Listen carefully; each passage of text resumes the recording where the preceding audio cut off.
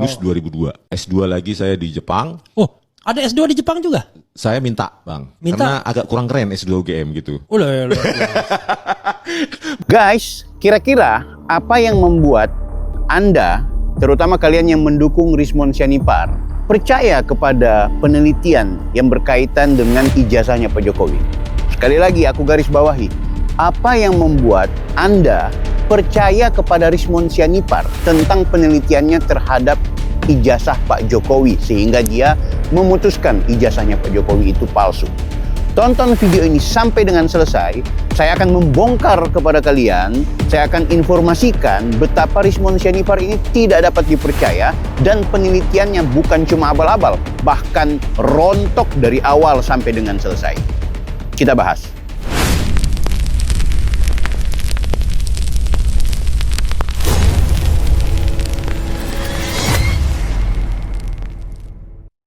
Halo guys, Anda kembali bersama saya lagi Bang Bill. Di video kali ini aku mau mengajak ke kalian untuk kembali kita merenungi, merefleksikan sosok Rismon Sianipar yang menjadi awal mula sehingga terbentuknya 3 peneliti. Konon 3 peneliti ini adalah orang yang kemudian dijadikan ahli oleh TPUA sebelumnya untuk kemudian melapor kepada Bareskrim bahwa telah ditemukan ijazah milik Pak Jokowi, Presiden ke-7 kita adalah ijazah palsu.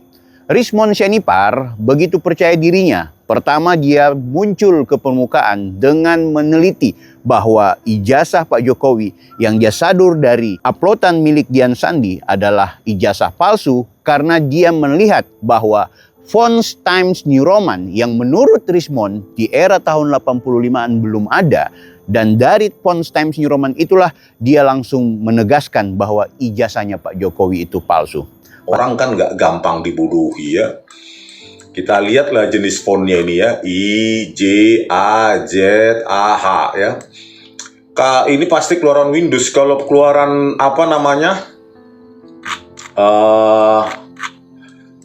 DOS ya sebelumnya ya seperti ini, cuma seperti ini dia pixelated dia. Ya. Sebelum Windows 1.01 ya begini tuh. Padahal kita tahu bersama guys, Roy Suryo belakangan ketika termasuk juga dengan Dr. Tifa mengumumkan inilah bentuk dari ijazah asli milik rekan-rekan atau seangkatan dari Pak Jokowi di tahun 85-an dari UGM Fakultas Kehutanan, fontsnya sama.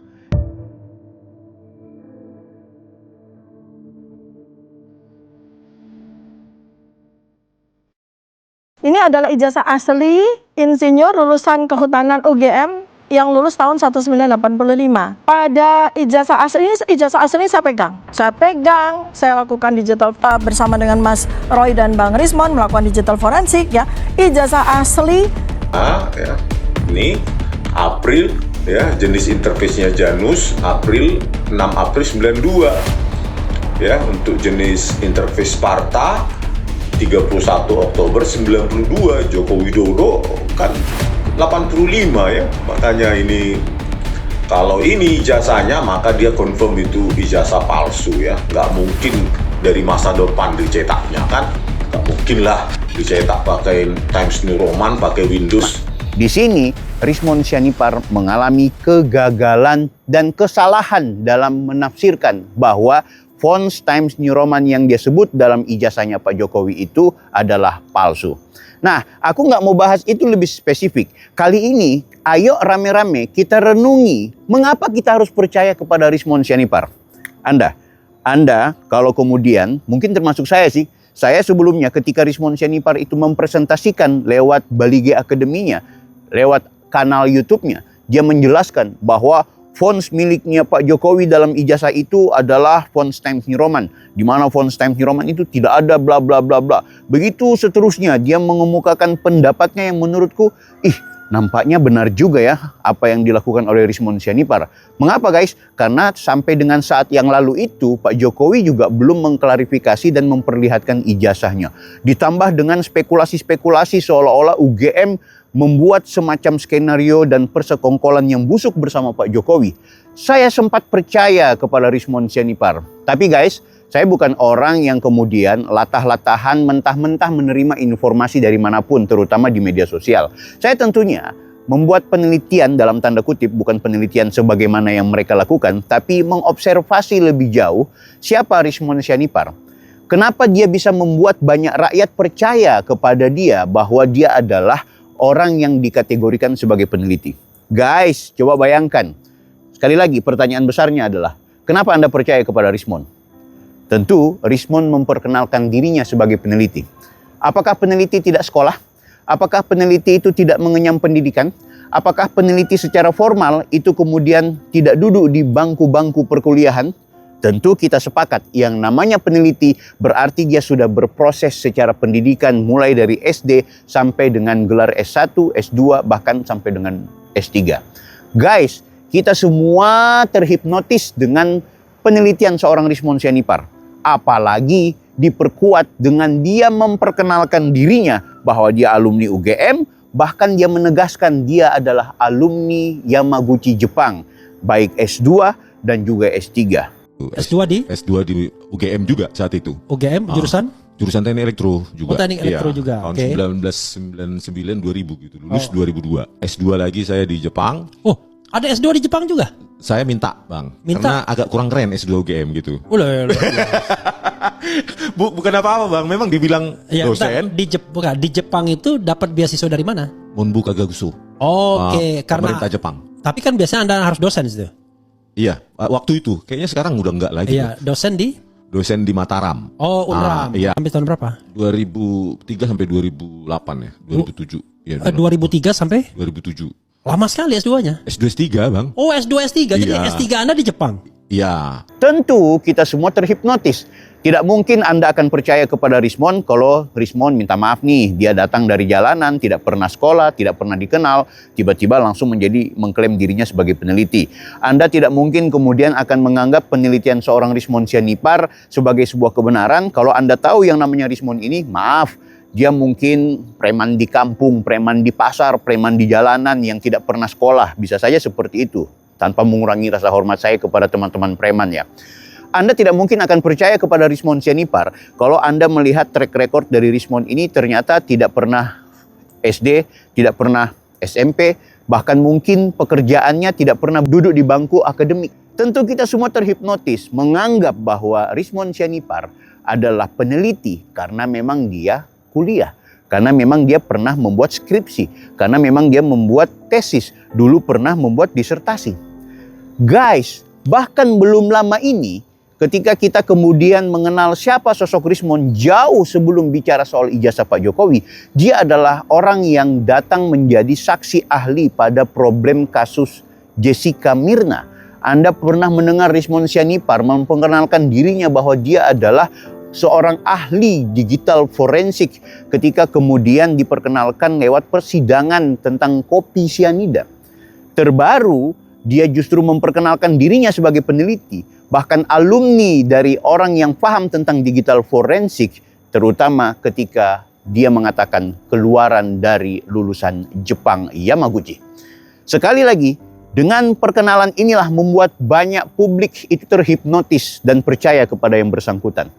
Bahkan terakhir, dia menjadi saksi dalam persidangan KIP, Komisi Informasi Pusat, di mana di sidang KIP itu dia memperkenalkan ke ruang publik bahwa dia pernah melakukan penyetaraan ijazah dari luar negeri, sebagaimana yang kemudian dia saksikan bahwa seorang Gibran Rakabuming Raka itu keliru dalam melakukan penyetaraan ijazah SMA-nya.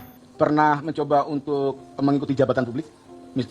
Tidak Pak, tapi kita diwajibkan melakukan penyetaraan. Oke, nah itu yang masuk arah sana. Kayaknya saksi membaca arah saya. Saksi pernah mengisi aplikasi di Dasmen untuk penyetaraan itu? Begini Pak. Sekali lagi, Richmond menegaskan bahwa dia melakukan penyetaraan dari luar negeri, dalam hal ini tentu Yamaguchi, karena memang dia mengatakan dia alumni Yamaguchi Jepang. Lihatkan ke kalian bagaimana Richmond Sianipar memperlihatkan bahwa ini adalah SK penyetaraannya. Langsung saja guys. Penyetaraan nih ya untuk pendidik nih. Nah, ya guys ya, ini SK penyetaraan ya. Penyetaraan. Itu aku mau ulangi. Ini udah penyetaraan nih ya untuk pendidik nih. Ini tulisannya adalah sertifikat pendidik ya. Apakah ini yang dimaksud dengan surat penyetaraan? Sangat berbeda jauh guys ya. Kenapa aku bilang berbeda jauh? Langsung saja kita lihat. Pada umumnya SK penyetaraan itu seperti ini guys. Ya, ini kita lihat. Ini SK penyetaraan modelnya seperti ini. Dan ini memang diatur dalam peraturan Menteri Pendidikan dan Kebudayaan. Guys, maaf. Dari sini kemudian saya berpendapat bahwa Rismon Sianipar adalah orang yang nampaknya telah melakukan pembodohan publik dan pembohongan publik. Anda tentu bertanya, saya akan pertanggungjawabkan kenapa saya bilang bahwa Rismon Sianipar ini orang yang membuat kebohongan publik. Pertama, ketika kemudian dia memperkenalkan dirinya sebagai alumni Jepang, tentu kita yang kepo terhadap orang yang mau menghipnotis publik ini, kita menelusuri dia di Jepang di mana, di Yamaguchi, kemudian tahun berapa dia lulus dan bagaimana kelulusannya, mana bukti disertasinya, mana bukti tesisnya. S2 tesis, S3 adalah disertasi karena dia memperkenalkan bahwa ketika dia memperlihatkan ini ijazah saya.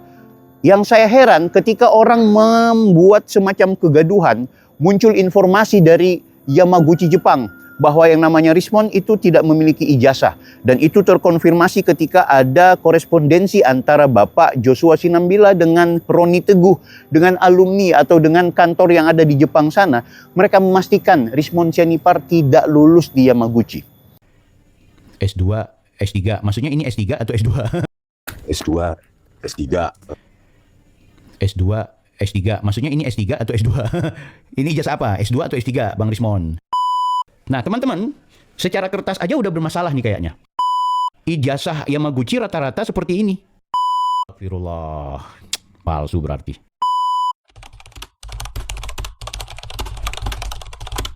Ketika hiruk pikuk ini bermunculan, tiba-tiba Rismon Sianipar live streaming lewat kanal YouTube Bali G Akademinya memperlihatkan ini loh ijazah saya. Dan yang ternyata ketika dia memperlihatkan ijazah itu, dia mengatakan ini S2, ini S3. Tentu orang yang kepo, termasuk gue nih guys, saya juga membuat semacam video yang menggambarkan, melihat secara komprehensif tulisan dalam ijazahnya itu tidak sama dengan tulisan-tulisan yang terdapat di dalam ijazah-ijazah Yamaguchi pada umumnya. Belum lagi bentuk kertasnya, kenapa berwarna putih. Dari sini ketika keributan mulai muncul, kita juga heran. Ketika banyak orang mempertanyakan apakah Pak Jokowi itu benar-benar alumni UGM, maka terbukti dengan foto-foto kegiatan beliau selama kuliah di UGM, foto-foto Pak Jokowi dalam konteks KKN, itu semua beredar. Pertanyaannya, ketika Rismon dipertanyakan tentang ijazahnya dianggap palsu, kenapa dia cuma memperlihatkan ijazahnya itu, tapi tidak pernah memproklamirkan atau tidak pernah memperlihatkan foto wisudanya? Ini menjadi pertanyaan-pertanyaan penting guys. Ini kemudian menjadi hal yang menurut saya penting untuk kita simak. Jadi, kita bisa beranggapan bahwa Rismon Sianipar ini memang benar pernah kuliah di UGM bahkan lulus. Tapi apakah benar sebagaimana dia mengklaim dirinya sebagai alumni Jepang, ini akhirnya menjadi tanda tanya besar. Mana foto-foto ijazahnya Rismon? Mana foto-foto dokumentasi kegiatan Rismon kuliah? Sebagaimana ketika banyak orang meramaikan ijazah Pak Jokowi palsu, banyak foto-foto yang beredar. Tidak hanya ijazah fotokopi dan ijazah aslinya yang kemudian difoto dan diupload. Bahkan semua kegiatan di UGM termasuk skripsinya ada. Rismon Sianipar ketika kita menelusuri mana tesis S2 Yamaguchi-nya, tidak terlihat. Mana disertasi S3 Yamaguchi-nya, tidak terlihat. Guys, nampaknya kita tertipu. Guys, nampaknya Rismon Sianipar telah membuat manipulasi. Beasiswa Monbukaga Kuso dari pemerintah Jepang. Oke. Nah, ini yang sampai dengan saat ini adalah yang kita garis bawahi. Dia memiliki paten. Nah, ya. Pada tahun 2003, ini ya, pada tahun 2003, penulis mendapatkan beasiswa Monbukaga Kuso dari pemerintah Jepang. Oke. Nah, ini yang sampai dengan saat ini dipertanyakan mana ijazahnya gitu. Nggak ada, dia nggak pernah perlihatkan ijazah aslinya. Yang ada cuma fotokopi. Ya mudah-mudahan itu asli bang. Tapi kan sampai dengan saat ini belum ada klarifikasi. Sebagaimana beraninya Anda mempreteli ijazahnya Pak Jokowi, coba dong Anda perlihatkan. Nah ini menarik nih ya. Ini ya yang dia sampaikan tadi tentang patennya. Itu ini dipublikasikan di Unram ya, di Universitas Mataram nih. Kalian bisa lihat nih ya.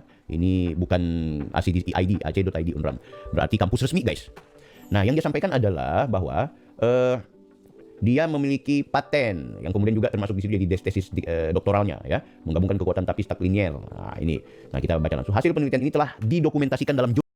Oke, kita akses. Kita menuju ya. Teman-teman mudah-mudahan bisa melihat di layarnya. Ini apa? Oke, ini kita sudah masuk di Gplaypad miliknya Jepang ini ya guys ya. Paten Jepang ini. Nah pertanyaannya yang mana yang kita mau cek? Oke. Mungkin ini paten utility models. Kita cek. Nah ini example 2019 00. Nah ini kita cek miliknya Richmond Sianipar 2008 009549. Kita salin ya. Kita masukkan di sini. Oke. Tempel. Oke, kita hilangin titiknya. Yang terjadi adalah ini. Woi, betul guys. Secara ya. Dia punya nomor ID patennya. Ini refuse ya, lapse. Ya, kita terjemahkan ke bahasa Indonesia supaya teman-teman yang lain bisa mengetahui. Ya, ini kita ke ChatGPT aja. Apa arti bahasa Inggrisnya? Apa maksudnya artinya ini? Dalam konteks administrasi atau hukum seperti pada permohonan visa paten. Nah, patennya merek dagang berikut adalah arti. Permohonan ditolak karena dianggap telah ditarik kembali, ditinggalkan atau kadaluarsa, dicuekin. Aduh Bang Rismo. Kita mempertanyakan ketika dia mengklaim dirinya memiliki hak paten terhadap karya tulisnya atau karya ilmiahnya.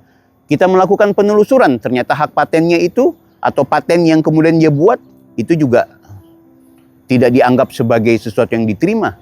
Kalau Anda orang akademik, Anda akan melihat itu. Di videoku yang jauh sekali, Anda akan menelusuri bahwa ternyata Richmond Sianipar itu tidak memiliki paten yang sebenarnya secara definitif diterima oleh pihak yang berkepentingan terhadap paten tersebut. Guys, hal-hal ini nampaknya membuat Richmond Sianipar tidak masuk dalam kategori orang yang memiliki kebenaran.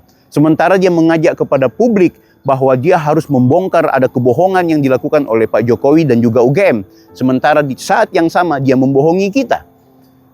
Bang Bil, apakah dia harus dilaporkan? Saya rasa Richmond Sianipar sudah saatnya harus dilaporkan. Oh, Bang Bil, dia bukan pejabat. Bang Bil, dia bukan orang yang menerima gaji APBN. Bang Bil, bla bla bla. Banyak orang yang menyerang saya. Kemudian menganggap bahwa Richmond Sianipar itu rakyat jelata. Guys, saya harus berikan informasi ini lebih jauh. Sekali lagi, tonton sampai dengan selesai supaya kita dapat konklusinya kemana. Kita kesimpulannya akan seperti apa. Dan apa action yang harus kita lakukan. Sekali lagi, coba Anda ingat baik-baik. Ketika dia menjadi saksi di sidang KIP, ya, Komisi Informasi Pusat, dia menyebutkan dia memiliki pengalaman untuk kemudian melakukan penyetaraan ijazah. Tahukah kalian guys, sebenarnya yang dia sampaikan itu tidak benar. Sebab penyetaraan ijazah dalam konteks eranya Gibran itu sudah menggunakan online. Sementara Richmond Sianipar sebagai melakukan penyetaraan ijazah tentu harus berada di eranya, di mana di era kalau kurang lebih 2006-2007 kalau tidak salah, kalau memang mau melakukan penyetaraan. Sementara Gibran itu di era 2018, di mana sebuah kewajiban setiap yang mau melakukan penyetaraan wajib itu menyertakan secara online. Bagaimana mungkin dia mau menegaskan kepada hakim bahwa pengalaman saya dalam melakukan penyetaraan ijazah, ya, walaupun tidak sama ya, karena dia adalah S2 atau S3, sementara Mas Gibran itu SMA. Harus seperti ini, harus seperti ini, harus seperti itu. Sekali lagi ini keterangan yang berbohong. Karena di eranya seorang Richmond Sianipar, itu kemudian penyetaraan tidak seperti di 2018. Guys, parahnya lagi ketika Richmond Sianipar memperlihatkan ke publik, ini loh ijazah SK penyetaraan saya. Ternyata itu bukan SK penyetaraan, melainkan itu adalah sertifikasi pendidik atau sertifikat dosen. Ini berbeda dengan yang namanya SK penyetaraan. Kalau kalian paham tentang kerja-kerja dan ruang-ruang akademik, Anda akan mengetahui bahwa sertifikasi guru, sertifikasi dosen itu bukan SK penyetaraan dari luar negeri. Dari sini lengkaplah sudah bahwa seorang Richmond ini tidak bisa dipercaya. Lantas kenapa harus kita gugat? Lantas kenapa harus kita laporkan? Guys, Anda tahu nggak? Dengan munculnya Richmond Sianipar, terjadi polarisasi yang luar biasa. Dia meyakinkan publik, dia membuat energi publik itu baku adu, baku hantam, baku hajar. Bahkan antar kerabat satu dengan kerabat yang lain. Anda yang dulu mungkin akrab dengan seseorang kemudian jadi bermusuhan hanya karena ada orang yang menganggap ijazahnya Pak Jokowi palsu oleh karena penelitian dan temuan seorang Richmond Sianipar. Ada juga yang kemudian menganggap ijazahnya Pak Jokowi asli karena punya keyakinan bla bla bla bla. Kedua ufuk yang berbeda, dua kutub yang tak sama berkelahi di tengah jalan oleh karena inspirasi dari seorang Richmond yang menganggap dirinya sebagai seorang peneliti padahal palsu. Guys, belum lagi kalau memang kita mau runut, Rismon Sianipar itu menggunakan ijazah S3-nya membuat kesaksian bohong dalam persidangan yang seharusnya suci. Persidangan sianida termasuk yang terakhir adalah di KIP. Guys, belum lagi kalau memang dia benar-benar adalah dosen di salah satu kampus di mana dia menerima uang atau menerima hasil gaji dari pekerjaannya, di mana setiap dosen biasanya menerima uang dari hasil APBD atau APBN, artinya dia pernah mendapatkan uang dari negara, dari pajak rakyat. Maka di sini Rismon Sianipar telah melakukan perbuatan abuse of power. Dia sudah melakukan perbuatan yang bisa saja kita kategorikan korupsi. Guys, hari ini Rismon bukan seorang pejabat, tapi hari ini Rismon membuat kekacauan, potensi kerusuhan, potensi konflik. Bahkan di beberapa daerah sudah terjadi konflik itu. Maka dengan pernyataan dan video ini, mari kita renungkan bersama.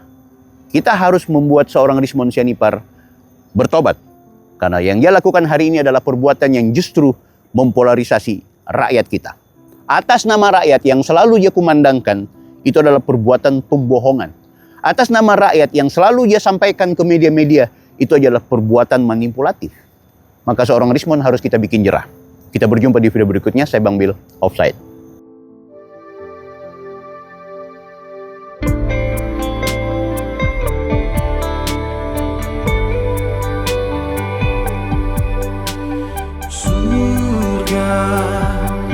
Jalannya ada di dunia.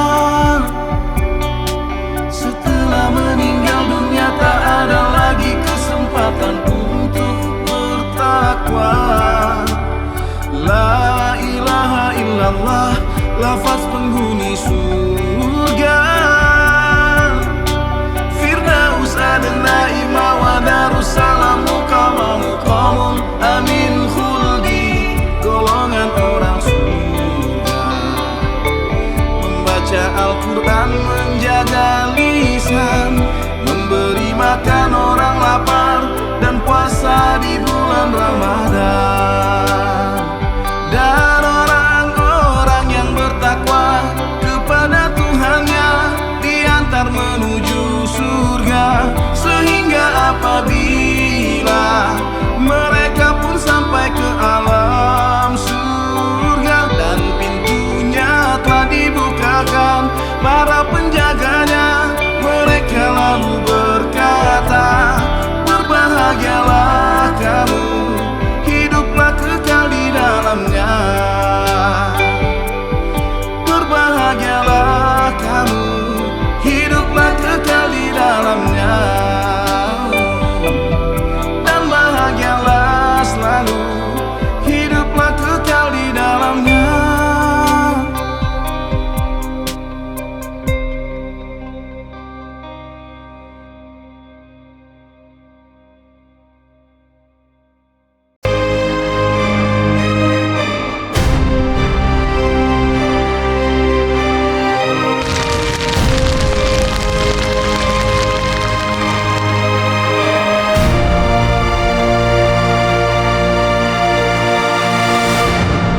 YouTuber Nusantara.